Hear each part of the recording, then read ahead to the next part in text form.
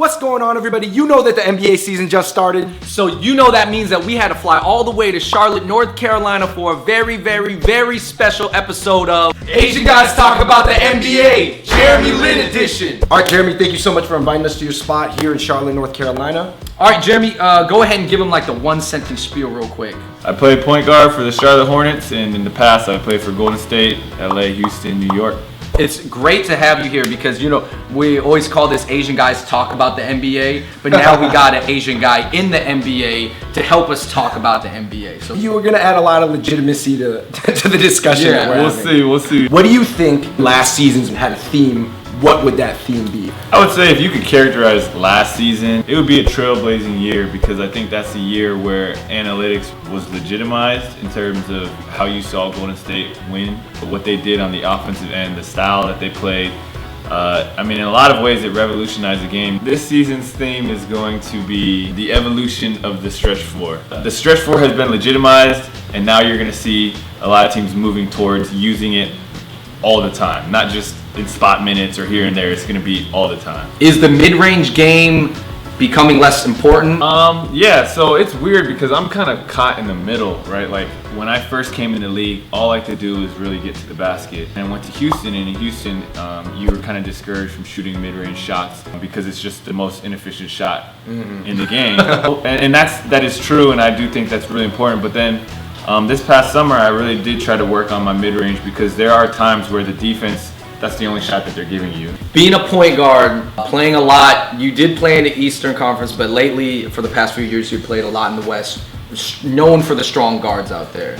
Yeah. Now you're in the East. How does it feel? Or I know it was just, you've played preseason, but what's your feeling from it so far? You go out West and you got Tony Parker, Russell Westbrook, Steph, Dame, like there's a whole list of them. That's not to disrespect the Eastern point guards. I actually think there are really good Eastern point guards. It should be fun. I mean, preseason's tough to tell. I mean, we played the Clippers twice, and so that is Western Conference powerhouse team. But at the end of the day, when you get out there, you're just trying to hoop, and you're not really too worried about who you're going up against. Back in the day, I remember people used to be like, I would give Steve Kerr 40. Yeah. But it's like, that's not what he does. Like, he's not. And you're not giving Steve Kerr 40. Like, it's a 5-on-5 game, and like, it's like, oh my God, he can't move. Yeah, he might not be able to move fast, but if you look at his footwork, if you look at his hand positioning, if you look at how he plays within a defensive system, I mean, there's a reason why he won. You cannot win champion. And that's the thing, is like people always look on TV and they think it's so simple, and it's like, no, you don't understand that play that you just saw.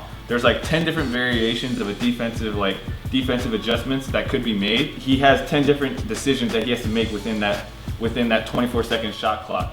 There's so many things that people don't even come close to realizing is going on in the game, and they're like, "Oh, this is so easy. Why didn't you do that?" Because they're like, on 2K, you just do it. It's like, oh, I'm like, you don't even understand what's going on in 2K. You don't know how they even built the game. You don't even know what plays they're running. Right. If I told you to just draw up like an angle pick and roll and what the perfect spacing should be, and like what if one person cuts, how the entire thing should change and how each person should move, no one would be able to really understand what's going on. Even if I told you just to give me basic spacing on a pro spacing angle pick and roll, people wouldn't even really understand what that was. I would not. And they watch hours and hours of basketball, but it's never explained to them in a certain way, and so they're looking at it and they think like, oh man, like I've run a pick and roll before, and it's like, you have, but it's not totally the same. Yeah. Is that what you were just referring to, and the way things shift if one person's out of position and things like that? Is that what people are referring to when they say basketball IQ? That's part of it. Yeah, that's definitely a big part of it. Is being like, so much of basketball is being in the right place at the right time, or just giving your team a chance to succeed. Like, if you're in the deep corner versus if you're 2 steps up, like if you just look at it on TV, you'll be like, oh, that's nothing.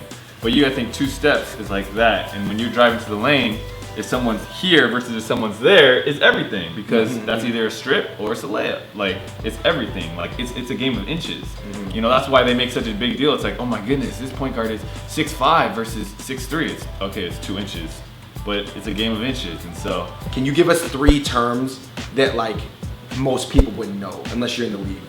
Tag is, there's a defensive 3 in the key, and so there's rules about tagging and cleansing. So when a guy comes down the lane, if you tag, your timer restarts, so you get another 3 seconds. Right. So you got to be in a position to be able to tag, but if there's no one coming through the lane, then you got to get out and cleanse yourself so you don't get a defensive 3 in the key. So that's what tagging means. Oh, this is like slang terms kind of. Yeah. I get it. An easy one is like, a lot of teams call it blue, down, or ice. It's all like, normally when people think like, oh, pick and roll, it's just like, oh, you think the guy comes out to pick. But what blue, down, ice means is just you're keeping the ball on the sideline. You're not letting it come towards the middle. Because if a good point guard or a good playmaker comes towards the middle, they see the whole floor. If you keep them towards like the corner where the baseline and sideline meet, if you keep them down there, they're throwing skip passes over the top of the defense. And so you want to try to keep your defense out of rotation. So that's like a term that they'll say to try to make them not be able to use the screen. What is a piece of advice you have to a young kid out there who's looking at your story? They love basketball, but maybe perhaps they're born into a situation where their parents is like, no, don't play AAU. We don't want to put you in the system. Yeah, I would say, man, like enjoy the process, love it, like love waking up and just being able to play, like even to be healthy. Basketball is just different where if you're good at it, they'll find you. Like it doesn't matter where you're from, like they'll find you. And what we used to do, we used to sneak into gyms, we used to like try to set up lights so that we could see and play at nighttime, and we would get noise complaints all the time. Like that was just what we did. What do you think about using YouTube to get discovered as a ball player now? I think that's more the fan aspect of it. But really, to be honest, if you want to convince the guys who are going to be making the decisions, and you're talking about the coaches, the GMs, the scouts, and not even at the NBA level, but they're not as much on YouTube and in the social media scene, but you can still draw some buzz and people will still hear about it through there, and then they'll get it to the right people. Oh, okay. Maybe their kid will show it to their dad. Yeah. Coaches. Yeah, exactly. What if marketing themselves as the next Jeremy Lin? Do you think that? I'm just giving that idea. I don't know. Everybody just creates an account now. And the crazy thing is you just need one person to love your game. I know a lot of kids, they grow up, right, and maybe they're not necessarily gifted in height or athleticism, but they always want to play like their favorite player. But maybe that's not necessarily the best way to become the best. Because like, think about it. If you're a 5'6" kid, don't try to play like a 2 guard. Like if you really learn how to play like a point guard, wouldn't that makes sense, right? 100%. My favorite player was Michael Jordan growing up, and it was like, have you ever seen me get an 18-foot mid-range ISO where I ended like, no, that's just not the happening, back down right? fadeaway, you know. But I loved watching him. I think what I learned from MJ was just the will to be great, and more so than anything, I was inspired by him. I was like, man, like, you know, when I was a kid, I was like, that's what I want to do. That's who I want to be. And then from there, you got to figure it out. Like, what does your game look like?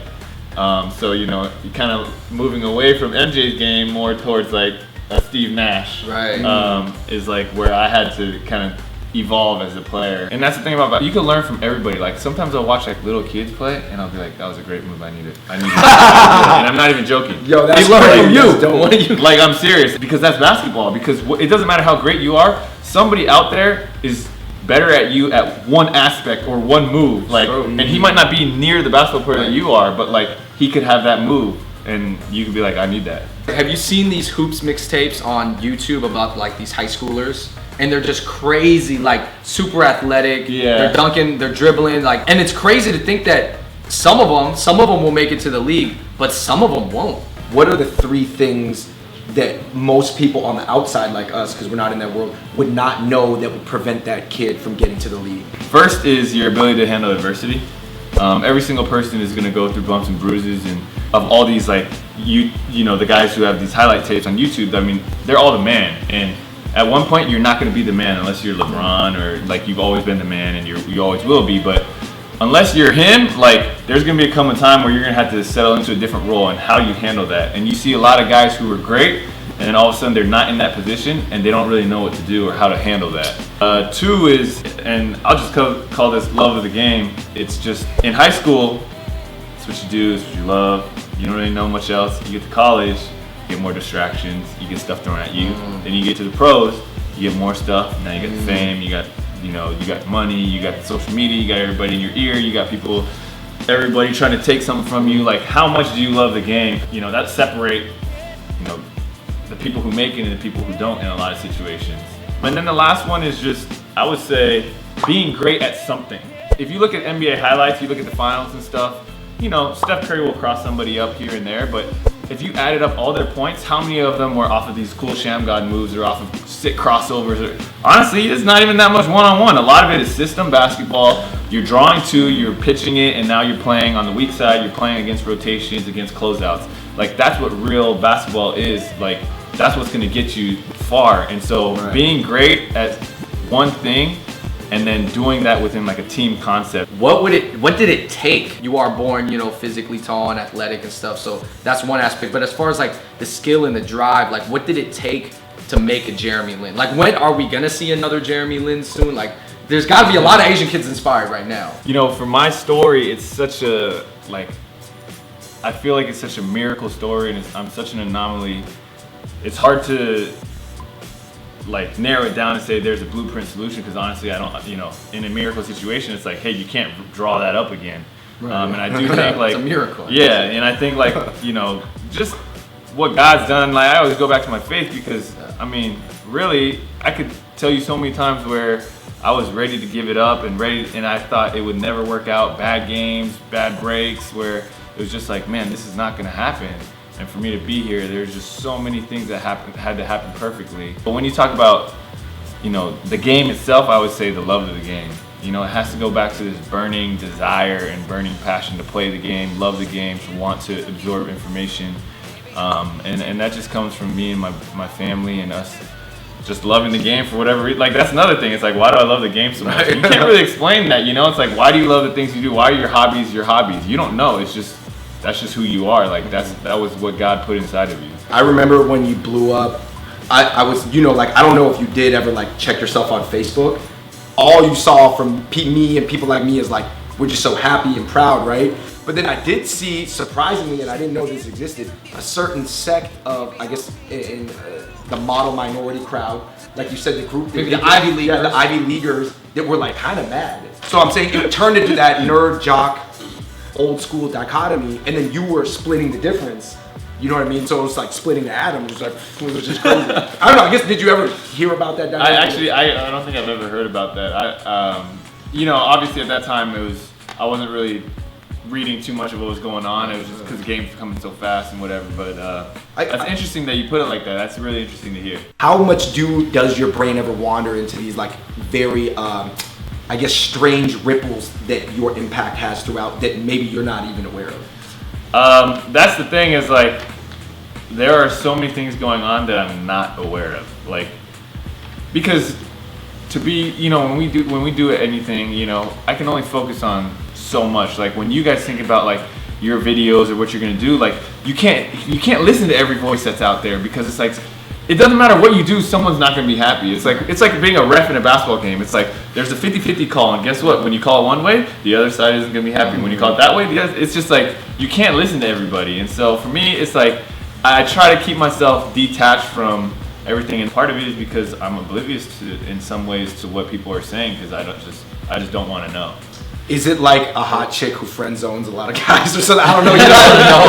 I don't wanna know. If you're hating on me, keep it on the low. Alright everybody, thank you so much for watching so far. That was the end of part 1 of this Asian Guys Talk About the NBA with Jeremy Lin. But we got part 2 coming, so please stay tuned for that. It's just as good. Thank you for watching part 1. We got a couple videos on the side. Make sure you guys check them out. I also have my description, my channel below. Make sure you guys follow that.